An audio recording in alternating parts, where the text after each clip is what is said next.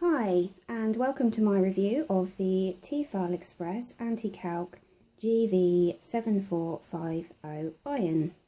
Thank you to AO for allowing me to review this iron. The delivery was fantastic as always. I was allocated an hour slot. It arrived within that hour, so definite thumbs up for the delivery. So on to the review. The first thing you'll notice on the front of the iron is this fantastic large tank which has a capacity of 1.7 litres. It lasts approximately 2 hours ironing, which given how quick this iron irons, I don't think you'll need that amount of time, hopefully, because I wouldn't want to be doing 2 hours ironing. All you do is open this little flap here, fill up the water, close the flap, and then you get on with the setup process for the iron, which we'll go through later. The little flap here, I'd say, is a little bit flimsy, so do be very careful when you're opening it, because it can pop out of its little pins either side quite easily. The iron itself is secured on this little plate here, so it just attaches and slides in. It also has this little pop-up lever here, which means the iron stays firmly on the plate for storage, which is great, which is really a nice feature. Moving round to the very back of the iron, so this is the display for the steam adjustment. It also tells you when you need to wash out the anti-calc section of the iron. And it also tells you when it needs more water, so these little lights flash here. The other important button is this button here, so it's a green light which flashes when it's heating up and then stays a constant green when the steam is ready. Normally takes a couple of minutes, which isn't that long, which is good. The next important function is the on-off button, so it's literally just a case of flipping that button to switch it on-off. Turning it round, this is the anti-calc feature. I won't do it because it's you need the iron fully cooled down when you operate this.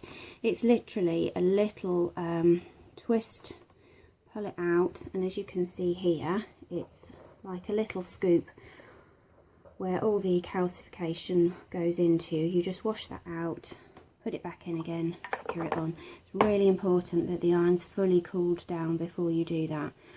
I absolutely love this feature because I live in quite a hard water area and everything always gets really calcified. They do recommend that if you're in a really hard water area, use 50% untreated tap water and 50% distilled water. The next feature to show you is the actual dial. So you basically turn the dial round to the selected temperature. So 1 is for sort of all your synthetics, 2 is for sort of woolen garments, and then 3 is for your sort of your cottons, and then onto your linens. So it's important to sort out your washing, so you start off with the minimum dial, so doing your synthetics first and then move on through to your cottons. You can also adjust the steam dial, so that turns to no steam.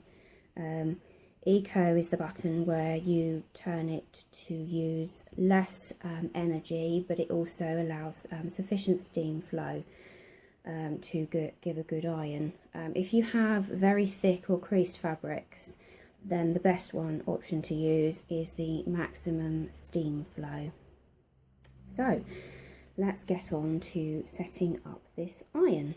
So first job to do is to fill up the water tank. So as I mentioned previously, there's a little box here, so I have with me my water, so I'm just going to pour that in, being very careful not to fill it too much. So you can see I have a little bit of water in there, which is perfect for what I need to iron.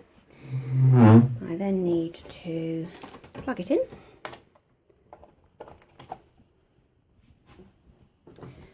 switch it on.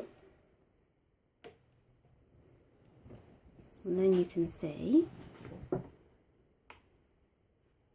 help if you put the main switch on, that the green light is now flashing, so that says it is starting to heat up. So I'm just going to turn that to minimum until it's ready to go.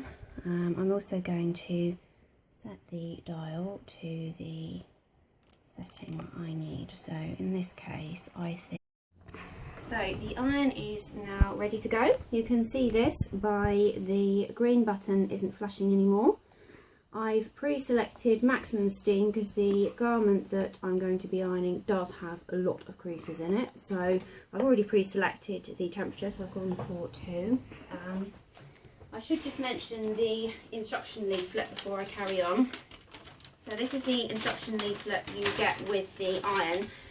I think it is quite a basic set of instructions, which, don't get me wrong, it is a very easy iron to use. But I do find reading them and having to look up at the relevant illustration at the top quite hard to follow. So maybe that could be improved. Right, let's get ironing. So the garment that I've chosen to iron is this one. It's a shirt. As you can see, it is looking pretty much like a dishcloth. So let's get to work. So we've unlocked. Off we go. This iron glides across the fabric. There is no effort required. The glide plate is really smooth. It takes no effort whatsoever to go across the fabric. The steam just comes out so easily and is really powerful. I don't know whether you can see, but that's the steam button there. That's the plate, so you can see it's really smooth. It does glide across really easily. And the point at the end of the iron means that you can get right between those buttons. So I've literally spent a few seconds going over that. You can see how improved that is. It is so much better. I think that's a really good effort. So once you've finished with your iron, it's really easy to store.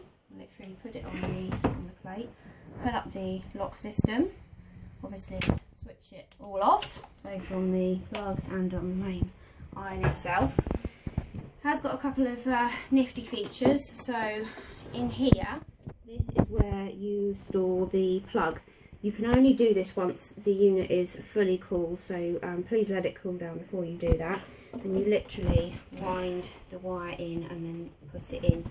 So it does take a little bit of practice to do that. It's not the easiest thing in the world to get it right, but once you've mastered it, it should be fairly straightforward.